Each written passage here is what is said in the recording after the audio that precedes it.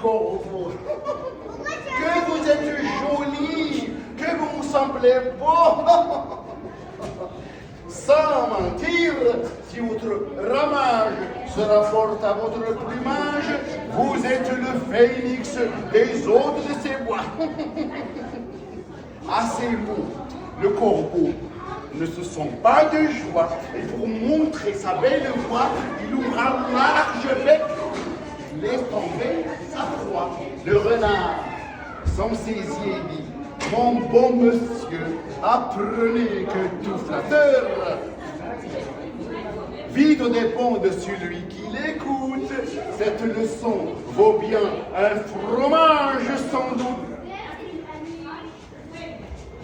Le corbeau, honteux et confus, jura, mais un peu tard, qu'on ne les prendrait plus. C'est fini, mais je vais vous raconter une autre histoire. La cigale et la fourmi. As-sarraru wal-namla. Répétez avec moi. As-sarraru. Tu vois, as-sarraru wal-namla. La cigale et la fourmi. La cigale est enchantée tout l'été, se trouva fort dépourvue quand la bise fut venue. Pas un seul petit morceau de mouche ou de vermisseau. Elle alla crier famine chez la fourmi, sa voisine, la priant de lui prêter quelques grains pour subsister jusqu'à la saison nouvelle. Je vous paierai, lui dit-elle, avant l'août, foi d'animal, intérêt est principal. La fourmi n'est pas prêteuse, c'est là son moindre défaut. Que faisiez-vous de temps chaud? Dit-elle à cette emprunteuse. Nuit et jour. À tout venant, je chantais, vous en déplaise. Vous chantiez. Qu'est-ce qu'elle faisait? Elle chantait.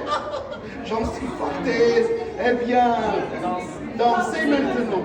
Mais si on laisse la cigale, comme ça, elle va mourir parce qu'il fait froid, il n'a pas mangé, elle a faim. Donc c'est une triste fin. Moi, j'ai imaginé une autre fin. La cigale commence à pleurer. Mais c'est ma voisine, mon amie, pendant qu'elle travaillait tout l'été, moi je chantais, oui, mais je chantais, ça la divertissait. Elle travaillait davantage. Pour qui je lui demandais à manger, elle m'a dit d'aller. Oui, c'est une bonne idée. Bien sûr, ça va me réchauffer. La cigale est allée dans la forêt. Elle a allumé un feu. Elle a commencé à se réchauffer et à chanter. Et tous les animaux sont sortis de la forêt. Tous les animaux de la forêt sortent l'un après l'autre. Citez-moi des animaux de la forêt, par exemple. Le loup, encore. Le cochon, encore. Et le roi des animaux. Le lion, on va rugir comme des lions. Allez, on va rugir comme des lions. Allez, on va rugir. Allez, rugissez avec moi. 1, 2, 3. Non, plus fort. J'ai entendu des lions. J'ai entendu des lions sourds, mais aussi des lions. Allez, 1, 2, 3. Alors, tous les animaux de la forêt sortent et commencent à chanter en chœur avec la cigale. On va chanter avec moi. On va danser, c'est la vie. Allez, même les grands. On va chanter, on va danser, c'est la vie, la. Et les animaux sont tellement heureux qu'ils commencent à lui donner beaucoup d'argent. Chacun lui jette de l'argent, elle ramasse l'argent. Oui, donnez-moi ça. Donnez l'argent. Elle est devenue riche. Elle ramasse beaucoup d'argent. Et elle va dans un restaurant. Elle demande à manger. Qu'est-ce qu'elle demande à manger dans ce restaurant? Pizza encore. Non, elle n'aime pas le rambo. Elle n'aime que le repas. Des repas du terroir. Le tagine. Le couscous. Et même le fils avec des poulets fermiers. Et encore, la La bonne soupe d'Iblette. La harira, la harira. Et soupe, harira, n'est-ce pas? Alors, elle revient maintenant, elle est rassasiée. Elle est rassasiée, très bien, elle s'achète un manteau de fourrure, elle est très bien habillée maintenant. Elle revient chez la fourmi. Et la fourmi, et là, elle voit sa soupe chaude, elle se dit, ah, elle est revenue, elle va me demander à manger. Et il ouvre la porte, qu'est-ce qu'elle voit? Elle voit la cigale bien habillée avec des joues roses pétillantes de bonheur.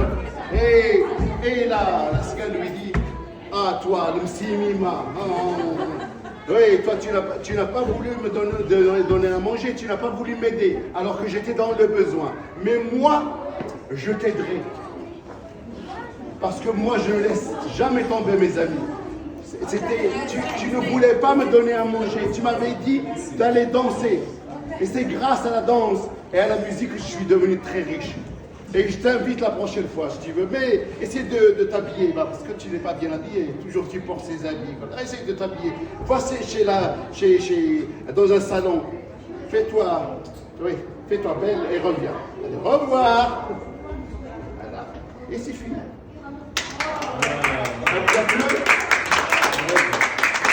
Alors, attendez. Je suis Abdel Tabi. Je suis marocain, je suis venu de Rabat, mais je suis originaire de Frémezala. Et mon père était enseignant. C'est lui qui m'a appris à aimer les contes et les histoires. Si vous avez aimé ces histoires, eh bien, il y a beaucoup d'histoires encore dans les livres. Lisez les livres, lisez beaucoup de livres dans différentes langues, en arabe, en anglais, en français, en espagnol, en allemand, mais lisez beaucoup. Et même dans votre portable et dans votre ordinateur, vous trouverez beaucoup d'histoires. Lisez, mes amis, lisez mes enfants, d'accord? J'étais très heureux de vous raconter ces histoires. Au revoir. Merci.